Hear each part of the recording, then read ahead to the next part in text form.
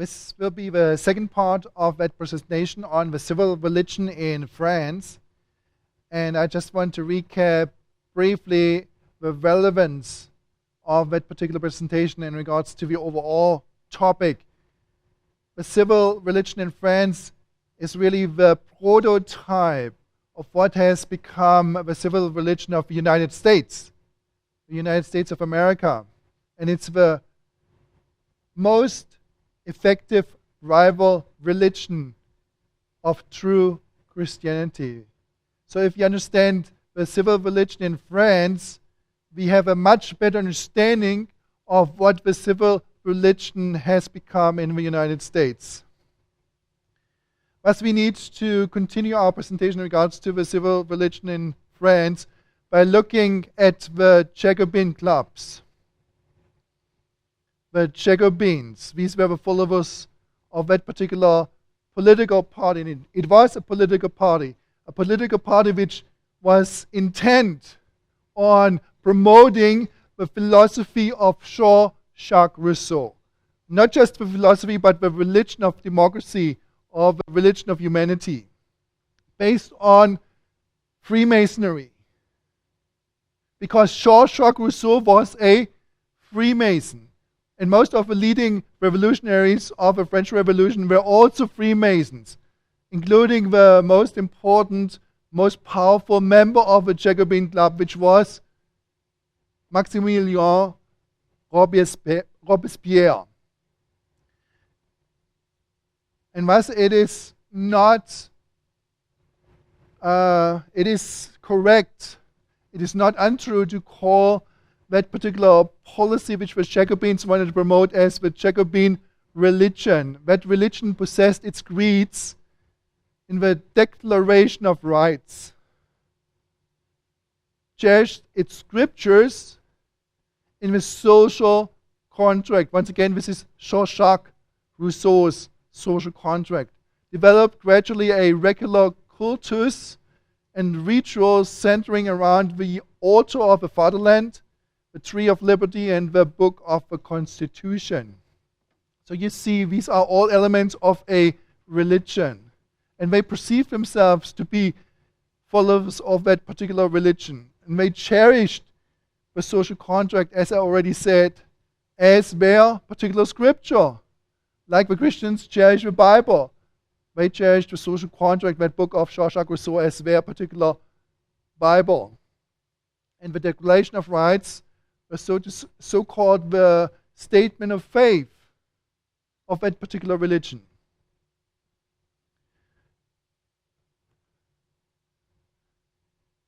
What were the Jacobin clubs? Why were they called Jacobins in the first place?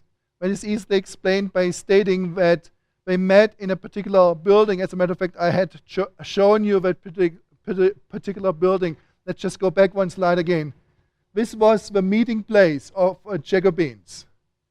And it was originally a monastery, a monastery in a specific street in Paris. The street was called Rue Saint-Jacobin, or Saint James, or in Latin, Jacobus. And since that particular meeting place of a Dominican order was in that particular street, and since they met in that particular building, they were called the Jacobins.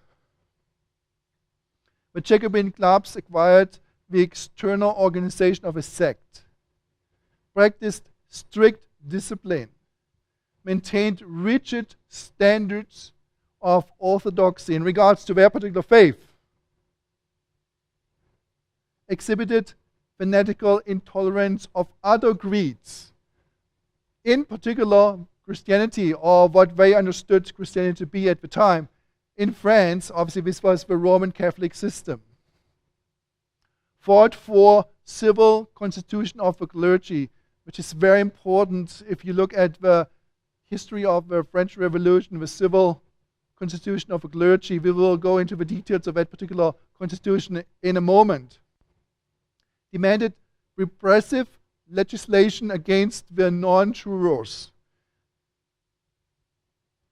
These were the Roman Catholic priests and bishops who were asked to swear on that particular civil constitution of a clergy, that they would abide by its rules and laws and stipulations.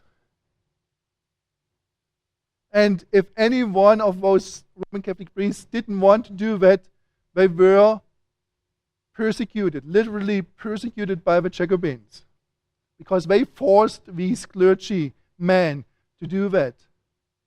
And later on, when the Jacobins really got into power, in the years 1793 to 1794, if any priest did not swear on that particular constitution, they were beheaded. And then obviously they deserted the constitutional church, meaning again the Roman Catholic Church. No Jacobin club member could also be a member of the Roman Catholic Church or remain within the Roman Catholic Church.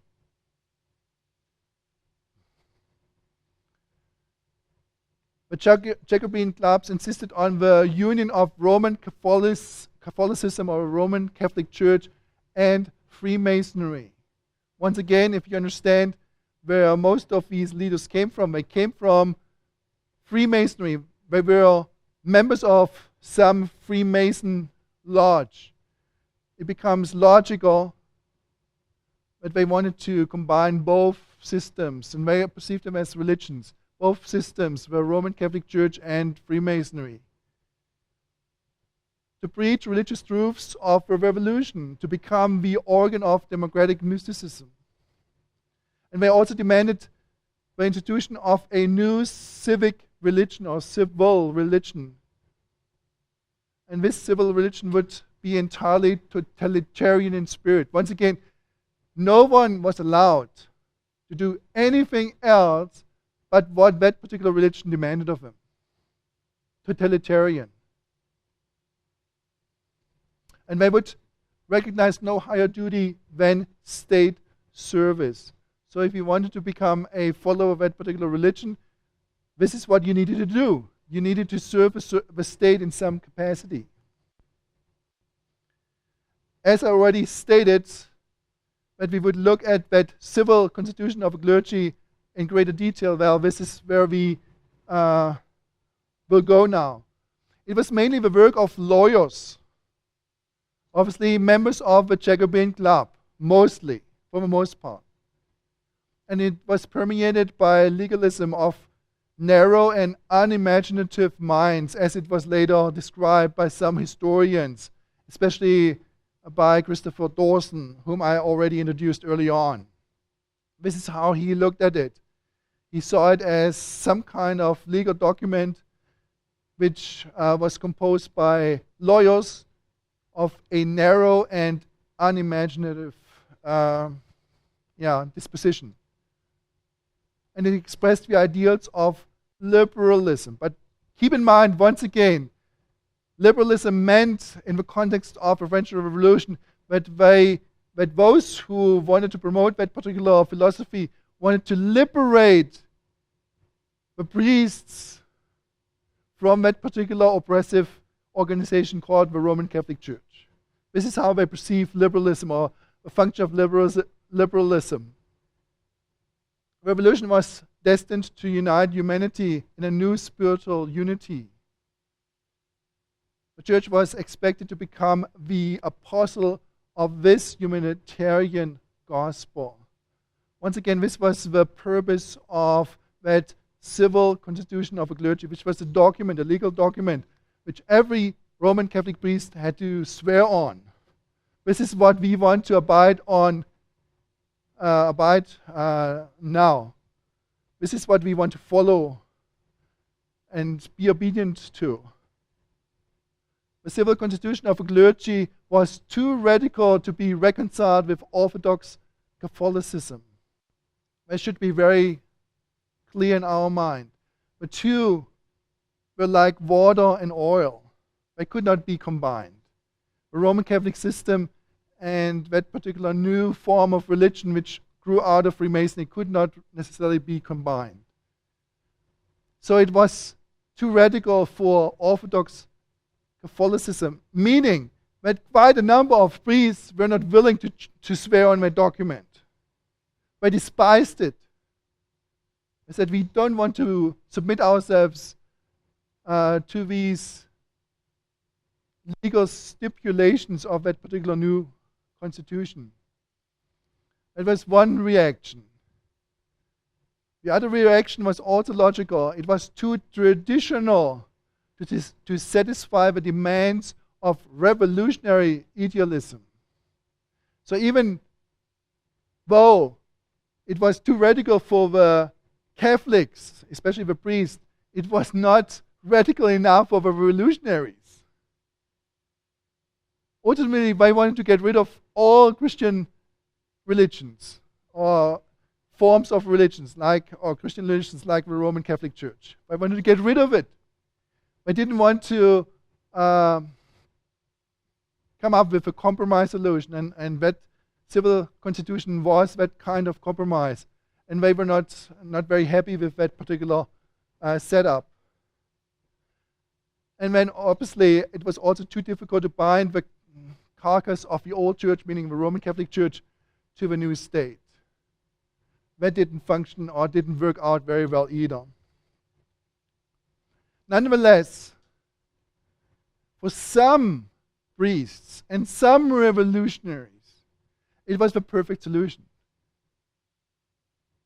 It provided a convenient halfway house between Catholicism and Freemasonry.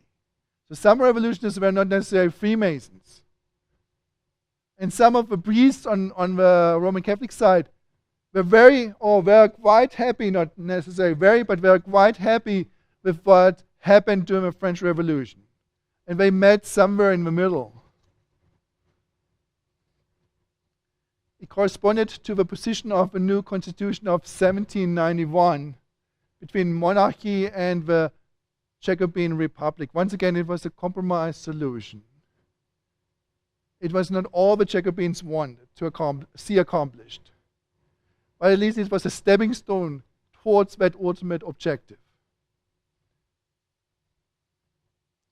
But I believe the most important aspect of that particular civil constitution was the next point.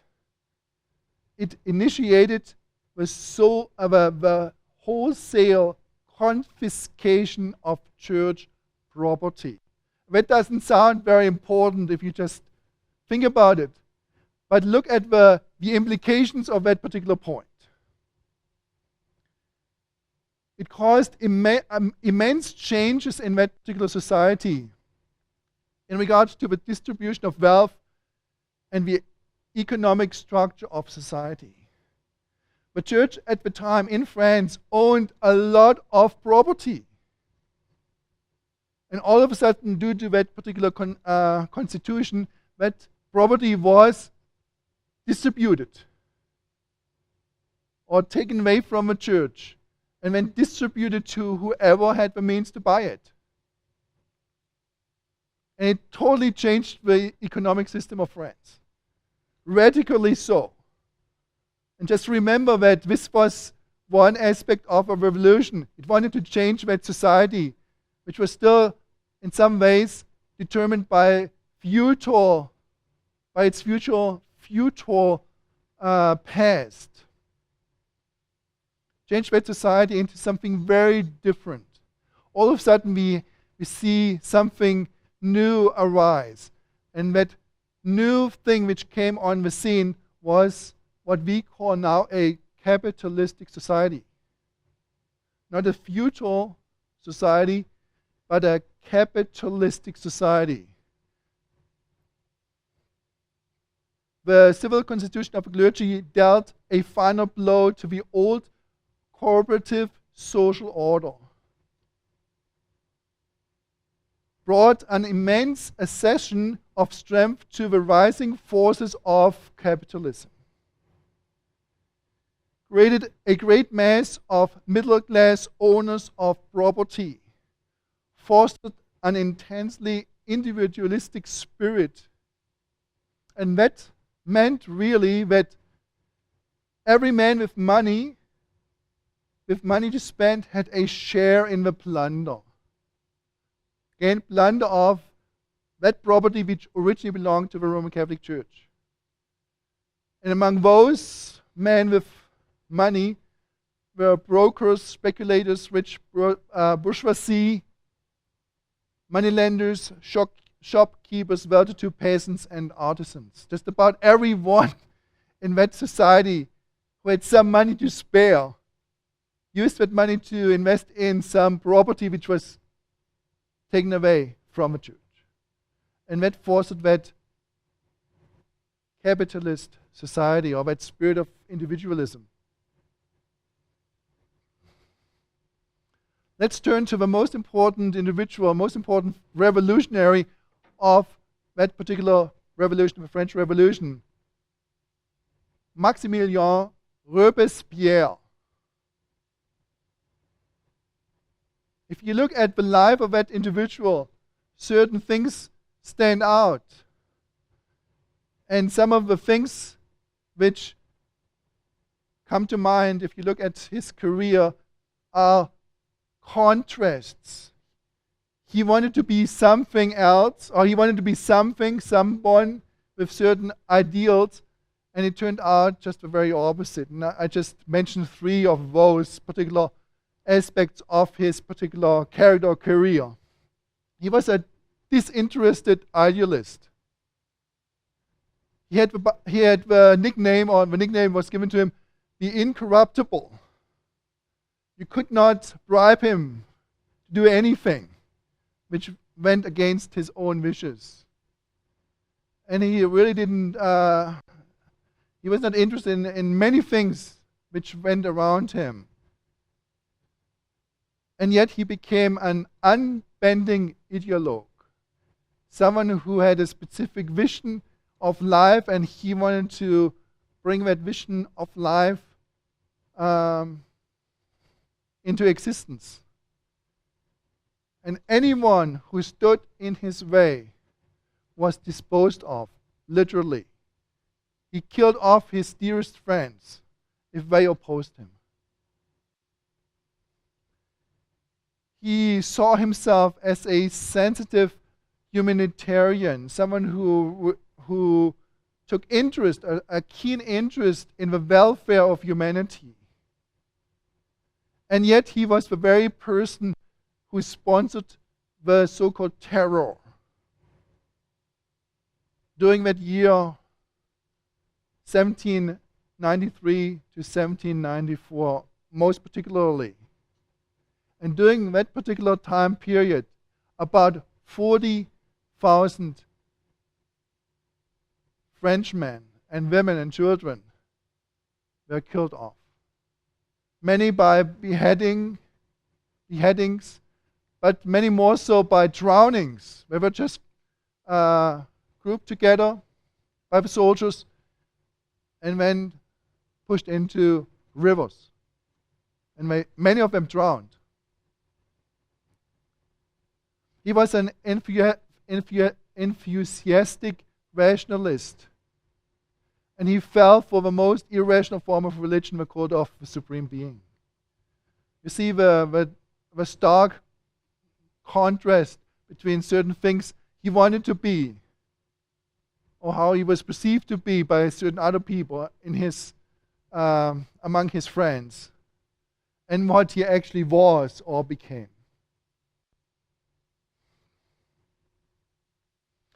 He was responsible for that particular very famous report to the convention, which was issued on the 7th of May 1794. And that particular report had the title, On the Relations of Religion and Morality to Republican Principles. In that particular report, Robespierre enunciated and elaborated and explained the particular religious decrees, stipulations he wanted to make public, and wanted the French nation to abide by.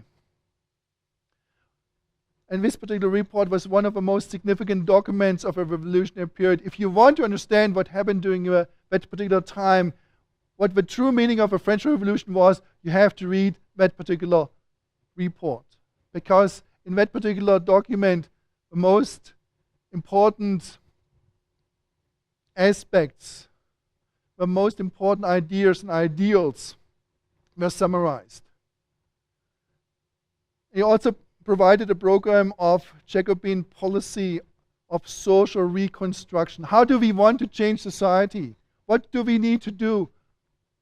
What specific aspects of society need to be changed according to our formula, the formula of a social contract? It advanced authoritative statement of the Jacobin creed and established the Republic of Virtue. This is perhaps the most important aspect of it all, the Republic of Virtue. Remember, it was a monarchy. The Bourbons were in power for many, many decades and some centuries. Louis XVI was the last king of France who was eventually beheaded during that particular revolution. So they got rid of the monarchy or monarchic system, and they introduced a republic. And they called that republic the Republic of Virtue, which becomes extremely important, especially that term virtue. You have to keep this in mind because this is the key term for you to understand eventually what happened in the United States. Because that understanding of a Republic of Virtue has been imported into the United States. And the next two presentations, when I move over to explaining the civil religion of the United States of America, more or less center around that particular term, the Republic of Virtue. And in so many words, I just try to explain what that particular phrase, Republic of Virtue, truly means in the American context.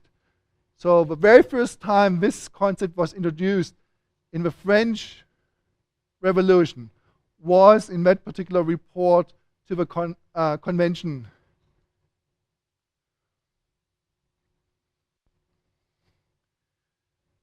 Robespierre traced in broad lines the liberal gospel of progress. This is what he had in mind. This is what he wanted to accomplish.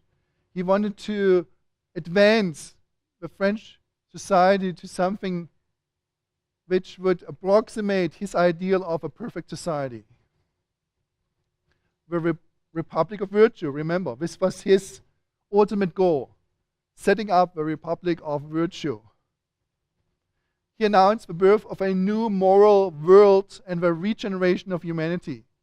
If you want to set up a whole new society, you need new men. And thus, these new men needed to be energized by something beyond themselves. Thus, he introduced that religion of the Supreme Being so that the whole society would be focused upon accomplishing the ideal republic which he had in mind. Let me quote from that report to the convention. These are the words of Robespierre, translated into English. All is changed in the physical order. All must change in the moral and political order. Half of the world revolution is already done. The other half has still to be achieved. So he had great ambitions. He already saw the French Revolution to have converted half of the world along the lines of what he wanted to see accomplished, the putting of Jean-Jacques Rousseau's philosophy into concrete policy. And this also gives you some further information in regards to the meaning of permanent revolution.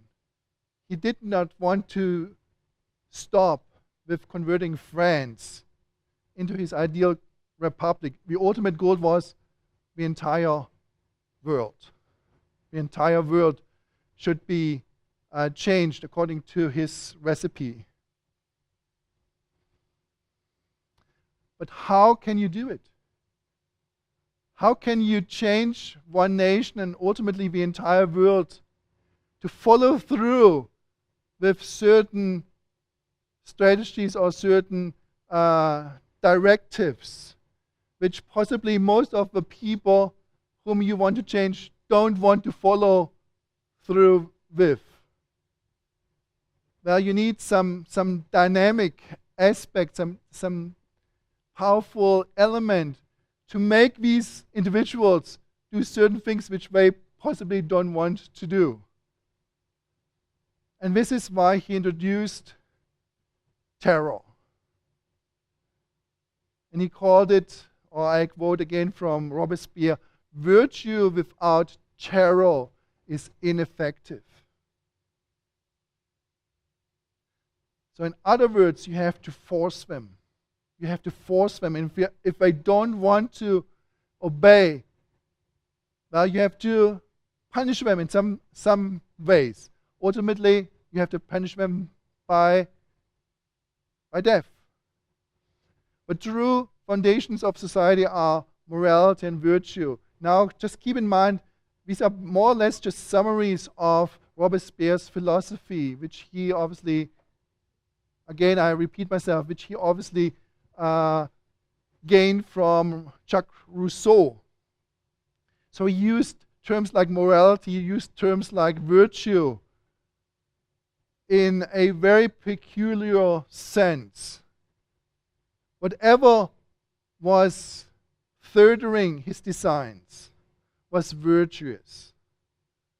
Whatever was hindering his schemes was negative or detrimental. So some examples. I would like to give you some examples. The whole principle of monarchy is essentially immoral, because he wanted to get rid of the monarchy. Monarchy is bad. We need to get rid of it. So it's essentially immoral. French people must achieve the moralization of the state. Remember, this was the highest ideal of Jean-Jacques Rousseau, setting up a state which was called republic of virtue. Revolution is passage from a reign of crime to that of virtue. So revolution is something good, because we pass from something which is bad, defined as monarchy, to something which is good, republic of virtue. The most dangerous conspiracy is that which undermines the state by the corruption of public morality.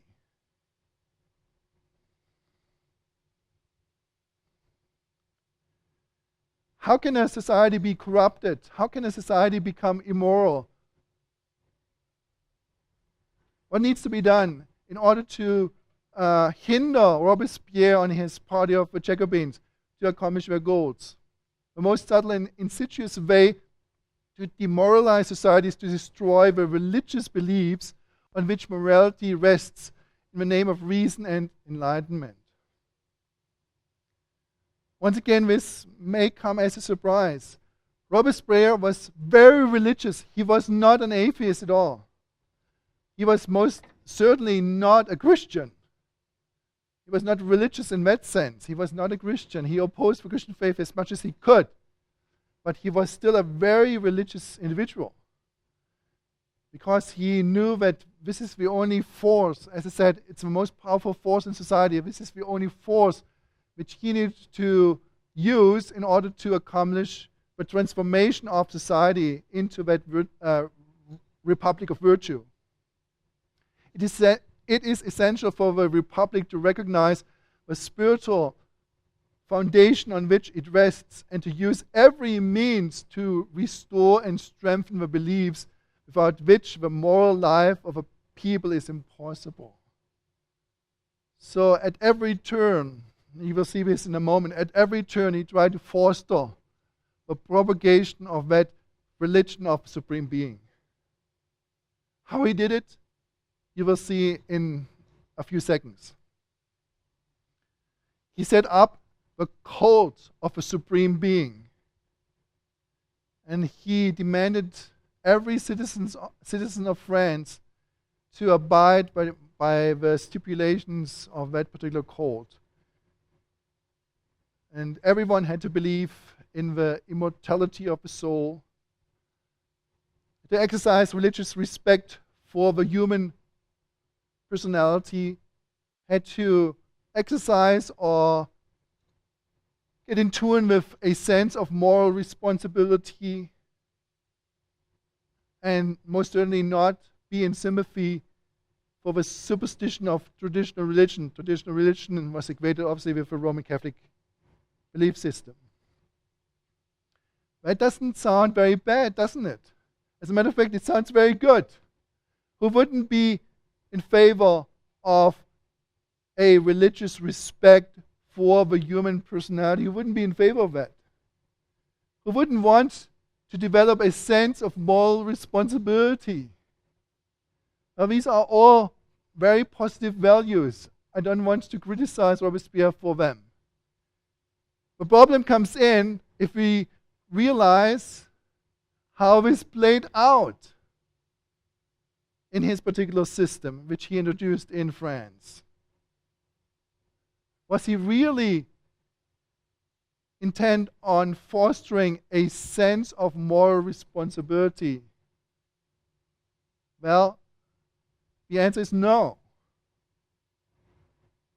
And the reason why we say no is very simply stated, because everything which he wanted to see accomplished was moral. This is how he defined morality.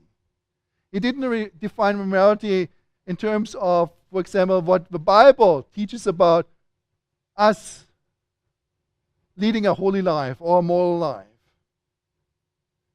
It determines, or it is determined by his particular definition of what morality is.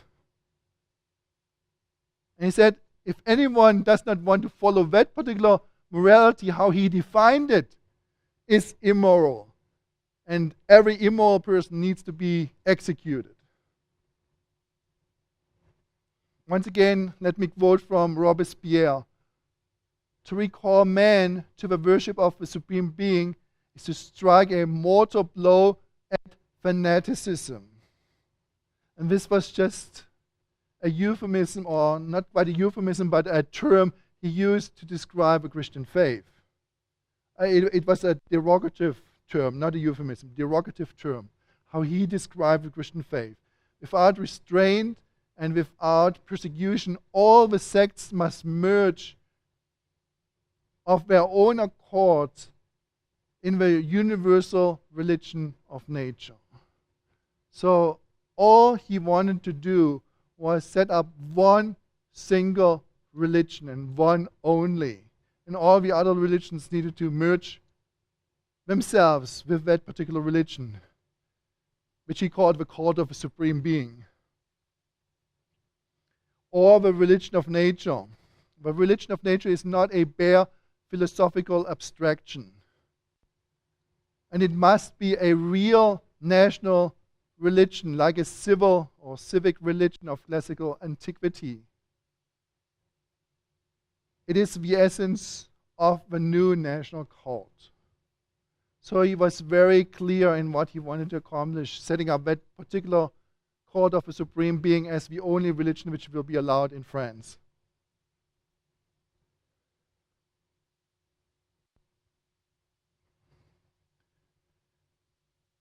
How did this play out? Well, if you set up a religion, you have to make sure that certain aspects are followed through. Because a religion is defined with certain elements which are true for that particular religion, and if you don't do them, or if you don't set them up, or if you don't abide by them, you don't have that religion. So a religion has festivals, has holy days, has a specific object of worship, has specific ideals or values. And all of that Robespierre wanted to propagate by means of that cult of the supreme being. On every decade, a decade is basically a period of 10, be it 10 days, 10 weeks, or 10 years. It depends on the occasion. On every decade throughout the year, a feast is to be held in honor of the supreme being and of some particular moral or social object. And he named them, and I just list a few of them: nature, humanity, the republic, truth, justice, modesty, love, conjugal faith, and filial piety, agriculture, industry, the benefactors of humanity, and the martyrs of liberty. These were all objects of worship or veneration. So the population was asked to venerate nature or venerate justice. All of these were abstract concepts.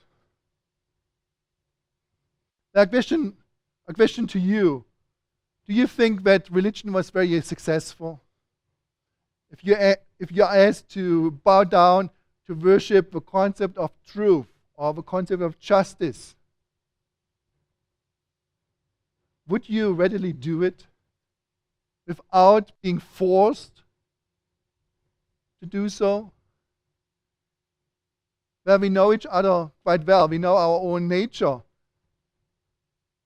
If I'm forced to worship nature, I might not necessarily do so.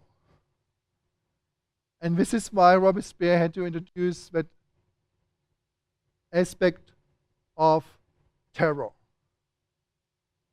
Without terror, meaning the threat of being killed, no one would have done it. Because this religion was a very old religion. It was not something Robespierre introduced as something completely new. It was really a very old religion. It was an ancient religion, and it was a sinister religion. And it lay dormant in the background of that particular society. And was celebrated in the Freemason lodges. And all of a sudden, it re-erupted with elemental violence. This is how it showed itself. And this is how we can understand it to be a sinister, a really bad religion. Because it engendered an enormous amount of violence. And it was the fanatical worship of creative human power. So humans worshipped themselves. And if humans worship themselves, see themselves as in some form as divine, this is what is the outcome. Once again, this is the festival of a supreme being which took place on the 8th of June 1794. This is when Robespierre was at the height of his power. The next slides will explain a little bit what happened on that particular day, and then we will see how this particular sinister religion actually played itself out. And as I said, it played itself out in an immense amount of violence. It was a solemn religious act, that festival of the supreme being, consecration of a triumph of the cause of humanity. A supreme moment of Robespierre's career. And as you can see perhaps on that particular image, he was standing in front of a large crowd. He had a blue coat on, and he was just speaking to that particular huge crowd on the Champ de Mars. Champ de Mars. What did he say? What was the content of his particular message which he wanted to convey to that huge group of people on that particular day? Let me just quote a little more extensively from that particular presentation, or I hate to call it sermon, it was not a sermon, or a sermon in a specific sense, only not in the Christian sense. Is it not he who from the beginning of time has decreed the republic and has ordained for all ages and for all peoples liberty, good faith, and justice? Well, if he, obviously he means the Supreme Being, and he said the Supreme Being had in mind only one goal, set up a republic. And that republic was now set up in France. This was what the Supreme Being had in mind, and now it has become reality. He, the Supreme Being, has not created kings to devour the human race. So monarchy was bad. This is what the Supreme Being didn't have in mind. He has not created priests to harness us like beasts to the chariot of kings and to give the world an example of baseness and perfidy and falsehood. So priests were also a bad idea. The Roman Catholic priests. But he, the Supreme Being, has created the universe to manifest his power. He has created man to help one another, to love one another, and to attain happiness by the way of virtue.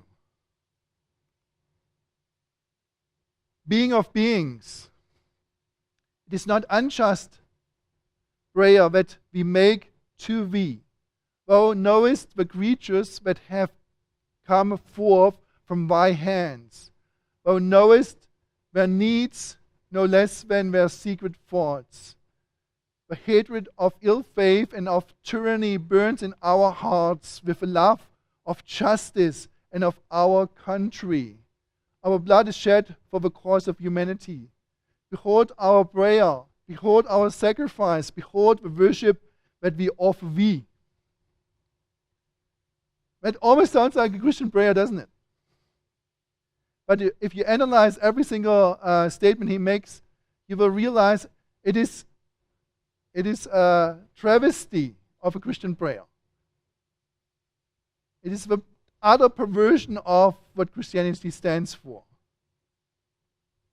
Even though he uses some well-sounding terms like justice and love and faith, it is the very antithesis of a Christian prayer. Why do we know that?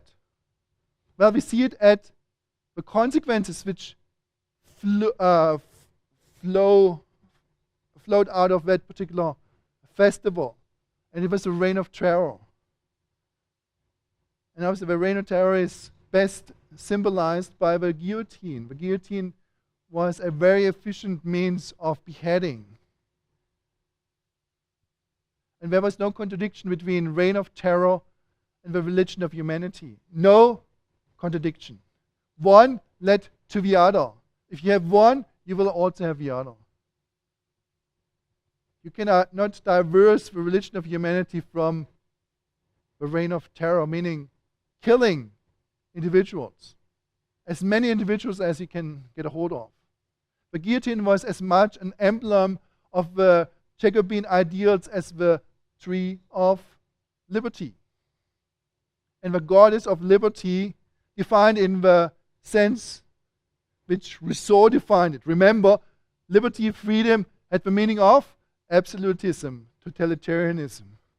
The goddess of liberty could only be appeased by the right of human sacrifice. And in that sense, you can see also again the essence of the religion of democracy. It was utter totalitarianism. If you didn't bend your knees in front of that particular deity which they portrayed to the mind of the listeners as the Supreme Being, if you didn't bend your knees to that deity, you were cut off at the neck. Literally. As I said, cut off at the neck or drowned, or in some ways disposed of by the tune of at least 40,000 individuals in a very short time, within roughly a year's time. The religion of virtue of Robespierre was responsible for as much injustice and human suffering as any of the fanaticisms or superstitions of the barbaric past. As much or more. That's the outcome of a religion of humanity. Robespierre's religious idealism provided the moral justification for the terror, without which it would have collapsed.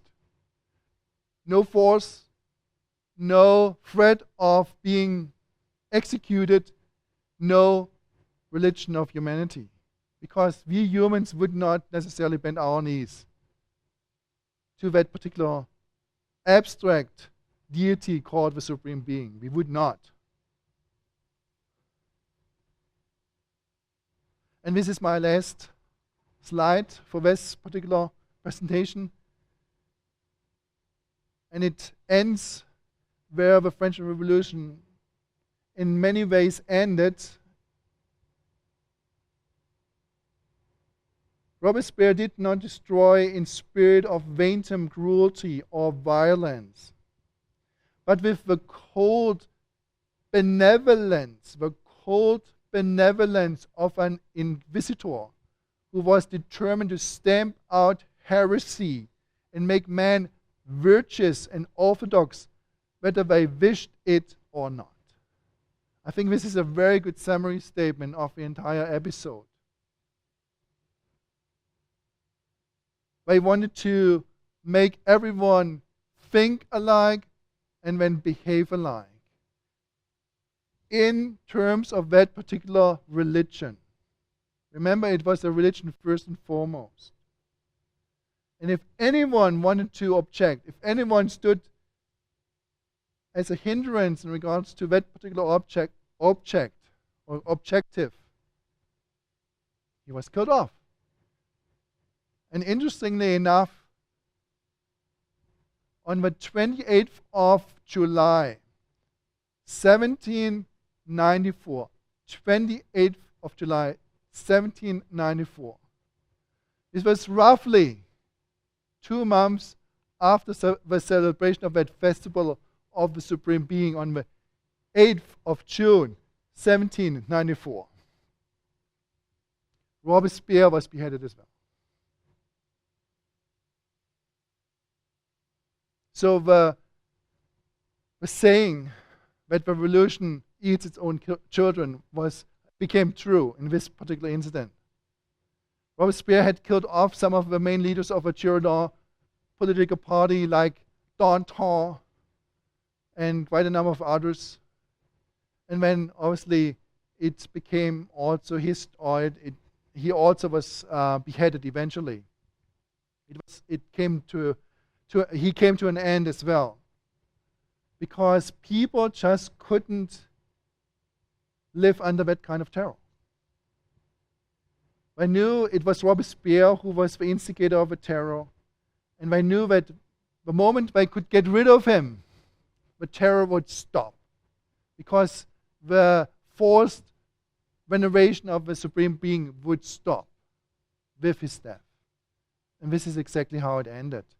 This is exactly how the cult of the Supreme Being came to an ignominious end. Sadly, and we have to close with this statement, sadly, that cult was revived in our time, in America. And this will be the content of the next 2 presentations.